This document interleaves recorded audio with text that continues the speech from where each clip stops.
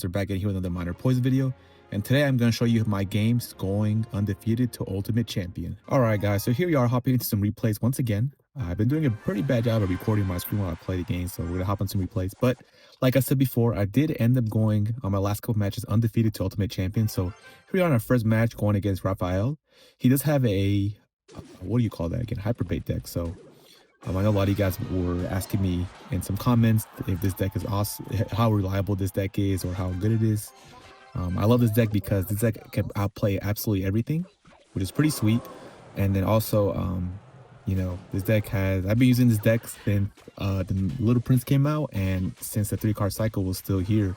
So I've been playing this deck for a while, and even then I've been able to hit Ultimate Champion every single time. So this deck is definitely one to play, but I will say there is a pretty big skill gap, just because, you know, if you mess up one time with this deck or mess up a defense in the beginning, you're pretty much in a pretty bad spot. So you want to do your best to control the matches as quickly as possible. But here we are, guys. Like I said, playing against this Hyperbait deck. Ever since that Hyperbait got nerfed a little bit, it's been pretty sweet, especially the Dark Goblin, because Dark Goblin used to go crazy back in the day. Like pre-nerf was insane, but now with all these nerfs coming to Hyperbait, it's become a lot more, how do you call it? I guess you could say like winnable. But even regardless of before, when it was at its strongest peak, I was using this deck anyways, and I was beating this Hyperbait deck consistently. But at the end of the day, man, you know, you can't do your best against Hyperbait. You're gonna take some damage, like right there. The Knight actually pushed the wall breakers away from the Tesla right there, which is pretty unfortunate. Here I try to get a nice little cheeky Little Prince wall breakers play, but it didn't really work out too well. So here I'm not in the best spot. I'm in an okay spot right now, but not the best. Just because Hyperbait is super tough to go against. So like I said, usually against Hyperbait, I like to play a lot more defensively, and just be able to get like a bigger counter push, just because obviously, like, a lot of times they don't have too many big tanks or things to defend with. So you usually want to get things out of cycle as quickly as possible, just to be able to control the match. Here he gets a nice evil skeletons, making me waste my elixir advantage I had on him. As you can see, here I spam him just to go ahead and just get something out of there right there. I was able to kind of get the bomb tower out, and on top of that, that's a crazy bomb tower throw. You guys just saw that. He also hits his hero out ability, so now we're kind of equal on elixir, which is pretty sweet. Him having the rascals is also a big problem for me, just because typically with Hyperbait decks they don't have too many big tanks, but this one he did. So unfortunately, I'm able to get nice evil skeletons to be able to surround the Dark Goblin and kill it, which is pretty sweet. Oh, actually he didn't die, I remember now. So I did have the log thanks to that rascal. But here we are, and again, a nice little counter push. You guys can see we have like a nice little push coming down. I did pop my Little Prince ability here, but the bomb tower did end up targeting my Little Prince first, which is pretty unfortunate. But here I play my skeletons. I misclicked them a little bit, so I put him to the side so that he does get a connection. As you can see there, I had a big lead, and now my lead just kind of went back down again. The one thing about Hyperbait is their spam is impeccable, man. It's like they always get positive trades no matter what they do, which is pretty crazy considering the fact that they just play everything at the bridge. So here we're playing some pretty good defense so far. We're in a really good spot right here, and he plays rascals at the bridge, which is pretty crazy. He does get a nice log right there, which I had to give him props for. I wish I didn't pop my Little Prince ability. I thought my Little Prince ability was going to go over the bridge, but it actually didn't, so it kind of cost me right there. But here I do get a nice little poison on the tower, just kind of being able to defend against this guy's spam right here. But yeah, as you can see here, we're doing pretty well, kind of controlling things in a decent amount of time. Here he does get a nice wall breakers, but we do get a nice log plus Knight to be able to kill the wall breakers from not hitting us, which is pretty sweet. And then here we do have to spam some more. We get a nice evil wall breakers push with a miner on the top left hand side. But like I said, right now we were down a little bit, but now we're making a nice little comeback here, which is pretty sweet. Here he does spam his wall breakers there. I do let him connect because there's no point in me trying to be able to defend that. Just like I said, sometimes you can't defend everything, because if you try defending everything, you put yourself in a really bad spot. Here he does catch my miner, unfortunately. So one thing I do recommend also in this type of matchup is go ahead and switch with your miner placements. Try to make yourself not too predictable, because sometimes it happens. But here I do mess up. I try to be a little cheeky, trying to get, you know, my Tesla to target both the Tesla and the wall breakers, but it didn't really happen too well, so I do take some damage. But here I get a nice minor poison on the tower, as you can see here, and I know he has to go one side because there's no way he can push the other side. So I just start stacking my troops on that side, and me having the Little Prince and the Knight on that side makes it almost like damn near impossible for him to push on this side, which is pretty sweet. And then he does spam me with the wall breakers here, but we are able to counter that right there. Get a nice Tesla, and then we get our mine tower. And we do still keep our Tesla alive, which is pretty awesome. So we're able to counter everything and get a nice, solid win against this guy. I had to give him the control number 1 because I'm so sick and tired of Hyperbait. But yeah, hop into our next match here. All right, guys. So here we are hopping into our second match, going against this guy called Legst. He is playing actually Logbait. So Logbait is a super favorable matchup for this deck right here. But it's pretty funny too, going from Hyperbait to Logbait. I feel like Logbait was the original Hyperbait deck, but I know a lot of Logbait players out there are going to say that Logbait is more skilled than Hyperbait, but you know, to each its own, am I right? So here we are playing as Logbait. Like I said before, Logbait is a super favorable matchup in my toward my matchup, as you could say. Just because the poison and our fast cycle kind of is able to kind of counteract everything. Man, it's like I'm getting some tongue twisters today. So he does throw his barrel right there. We do get our log a little bit late, so we do end up taking 1 hit, which is not too bad though. You know, typically you want to be in a good cycle, kind of the same thing with the Hyperbait deck. You want to be able to kind of control the matchup, right? Because the minute they begin to control everything and spam Prince at the bridge, you're pretty much screwed in that area. So you want to make sure you're doing a really good job of kind of controlling the pace of the matchup, having them react to you in any way possible. It's like right here, for example, I'm having him react to me, and because I had to spend almost his full elixir bar, and I was able to pop the Hero Knight ability too to get more damage on the tower. So as you can see here, we end up coming out with the same elixir. Actually, I have a little bit more than he does, but overall, a positive trend. Here, a nice little trick for you guys. If you pop the Little Prince ability on the Goblin barrel, it does take it out too, so you're actually able to save your log for something else. So right there, I had a nice Little Prince ability, but trying to be able to kill the Goblin there right there was pretty awesome. And because of that too, we actually get a free poison on the Princess. So we take out the Princess and we just take 1 shot from the Goblin gang. So overall, not too bad.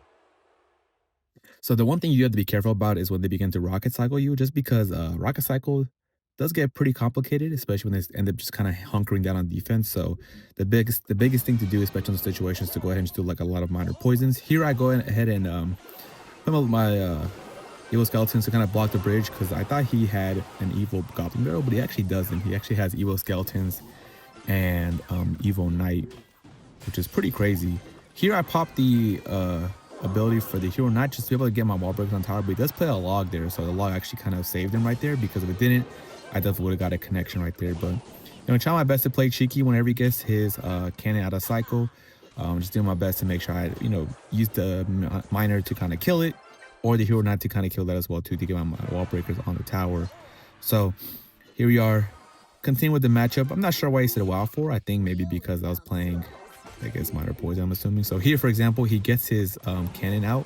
So I go ahead and poison the cannon, and I go ahead and throw my miner on the cannon as well too, to kind of make sure I can get able to take off the board so I can get a nice connection. Here, it actually works out in a pretty decent way. Although I didn't get the connection, I made him panic and spam some elixir. Because of that, I was able to get a nice little trade there. So here I go ahead and pop my Hero Knight ability too, to go ahead and get the I was trying to get the Goblin Barrel off the tower, but unfortunately I did spam my other units in the back because the Hero Knight ability absolutely failed here. But you know, it is what it is. Sometimes you can't hit everything, right? But yes, here we are, just continuing to spam. Okay, trying to control the matchup right now. As you can see, we have a Little Prince be able to kill the Princess right there, which is awesome. So getting the Princess off the map just makes things a lot easier for you to control the matchup. And here, once again, as you see, I go to kill the cannon. He plays another cannon, and because of that, we are able to make him panic a little bit and waste some more elixir. So right now, we're doing a pretty good job. Like I said, anytime you pre-place the cannon, you might want to do your best to get that cannon off the board, because at the end of the day, 2 wall break connections, 1 wall break connection does a lot more than a whole minor chip does. So here he plays his barrel in the back. I do miss the barrel, which is pretty unfortunate. It's super embarrassing. I was actually watching my daughter eat when I was playing the matchup, which is probably not the best thing to do, right? But I got a little distracted. Anyways, we continue with the matchup. That's probably not the best thing to do, but it is what it is, right? So here we are, just kind of keeping up with the cycle too. Fortunately, we do have a pretty quick cycle to be able to keep up with him trying to out-cycle us. So here's what I'm talking about. When he begins to rocket cycle, as you can see, 1 rocket is pretty much cut up in damage here. So I do get a nice minor poison on the tower, gain some good chips. So anytime they rocket, it's pretty much a free minor poison for you guys. Here he plays another rocket there, which is pretty crazy. Fortunately, it doesn't hit my knight, which is pretty sweet. So he still has to deal with my knight on the right-hand side. And on top of that, he plays his cannon pretty early. So I do get a nice log on the princess. And the reason why I did this is because I can pop my hero knight ability right here. So you see I pop my hero knight ability, and I take the goblin gang, the goblin bear off the tower, which is pretty sweet. So another cool thing for you guys to recognize is that anytime you have a login cycle, but you have the hero knight, you use the hero knight ability to go ahead and take the goblin barrel off the tower. And here you can do the spam, and we end up getting a nice solid win, being able to just control the matchup and doing our best. So yeah, good game, guys. All right, guys, so here we are hopping into our third matchup, going against this guy called Capitan, which is captain in Spanish. And here we're going against a PEKKA Bridge Spam deck, as you can see here. PEKKA Bridge Spam is actually a pretty tough matchup for this one, just because the amount of tanks they have, because they have the, bandit, the evil wizard, not the evil wizard, the electro wizard, the PEKKA, and the ghost. So you pretty much kind of have to choose when you can use your knight, because your knight is pretty much your only tank here, which is pretty unfortunate. But here we do get a nice defense pulling up over the bandit to the knight, as well as the little prince. The knight does kind of do like a little stutter step, and because that, it ends up putting the little prince in the front, which kind of sucks. But he just plays PEKKA here, which is pretty awkward. Not the best PEKKA, but unfortunately I don't really have anything to punish him with that. So I do play my Tesla down low. We just have the magic archer at the time, and I hate Marcher, man. Marcher is like one of my least favorite cards, but it's not my least favorite card compared to the Mega Knight. You guys know how much I love Mega Knight, man. Mega Knight players are so skillful. But yeah, off topic rant, am I right? So we're gonna continue on here. The good thing is he does have to use a zap and the ghost to go take my wall breakers out. So he actually has to waste 5 elixir on 2 elixir, which is pretty sweet. So here you play the knight just to get a nice little counter pushing knight to make him go ahead and play something against this. He does play his battle ram to go ahead and pull everything back, but we do get a nice Tesla to be able to pull everything over and then try to keep it alive as quickly as possible. That Tesla placement is pretty awesome because now we have the Tesla alive for just a little bit longer. So that kind of deters him away from trying to be able to go ahead and push in here. But yeah, so he plays his PEKKA in the back. Typically, whenever they play PEKKA in the back, sometimes you need to go ahead and just go opposite lane. So here, I do an opposite lane push just because there's no point in me pushing into the PEKKA because I'm pretty much just feeding him elixir. So here, I go ahead and push to the side. I do is just be able to go ahead and just take off some of the elixir he has to use. So now he has 3 less elixir to use in the push. Unfortunately, he does get a magic archer on my little prince, but it actually ends up taking everything out here, which is pretty unfortunate. And I do have to waste my miner. And then as you can see right here, I'm down so much elixir here. Like, it's crazy how much elixir I'm down right now. And then he does get a nice zap and a fireball here. But I was able to use the evil skeletons to go ahead and minimize as much damage as possible. But as you can see here, we're in a bad spot. The marchers gave me a lot of headaches right now, especially with this deck because I don't have any way to kill it quickly. But overall, not too bad. I mean, we came out surviving, which is pretty cool. You know, usually those big pushes when you end up losing your tower, but fortunately it does. Here, the skeletons actually distracts one of the Ewa's little shock things, and we actually do get a wall break in the tower, which is pretty awesome. Be able to kind of catch up now from being down a whole bunch of damage to now being ahead, which is pretty sweet. Here, they just play, I guess, a fireball to get my Tesla and my little prince, but fortunately the Tesla goes underground, so I was able to avoid giving him all that fireball damage, which is pretty awesome. And then here, the magic archer, once again, just gave me so many issues. I hate my archer, man. But we are able to get 1 connection on there, which is pretty awesome. And then the marcher ends up lining up on my little prince on the tower, which is pretty crazy. But as you can see here, we're in a pretty good position. Things are looking pretty well just because we're able to just gain those positive trades from those wall breaks on the tower. So now he has to go ahead and switch lanes. With minor poison, you want to go ahead and just always be opposite lane to a PEKKA player. Just because, as you can see here, now he has to commit 7 elixir on 1 lane. Now that 7 elixir he could have used for the PEKKA is no longer there anymore, which is really, really good, honestly. So here I play my little prince in the back. I was going to able to try to defend it, but there's no point just because it's going to die anyways to the PEKKA. And then here I get a nice skeleton surround, and he has to go ahead and use a fireball on the opposite lane. Obviously, something that he wants to have happen. I go ahead and let the ghost just get on the tower because no reason for me to over defend here. I'm already up a lot of elixir, and then him playing that, he's gonna have enough elixir to defend this, and we get a nice double wall break connection on the tower. All right, guys, so here we are hopping into our last match, going against Legend 2. We are going against 2.6. 2.6 has been super popular now with the Hero Ice Golem. But before, 2.6 has been pretty much running the meta once again, now with the introduction of the Hero Musketeer back in the season before this. So going against 2.6 with this deck is pretty much something you can run to pretty constant. So I'm pretty happy and actually has a nice way to win against 2.6 here. So he does go ahead and spam the what do you call that? Ice Golem and the Hog Rider. My apologies for the brain fart. But I do get a nice Tesla and Knight to go ahead and defend everything, which worked out pretty well. 2.6 can get pretty complicated for this deck just because they have a quicker cycle than you do. So the biggest thing to do, especially in matchups like this against 2.6, you always want to go ahead and pressure so that, like I said before, you want them to react to you and you not react to them. So for example, here, I'm making waste his cannon. So now he has 3 less elixirs to go ahead and push into everything. The pretty scary thing is he does have a musketeer pushing down the opposite lane.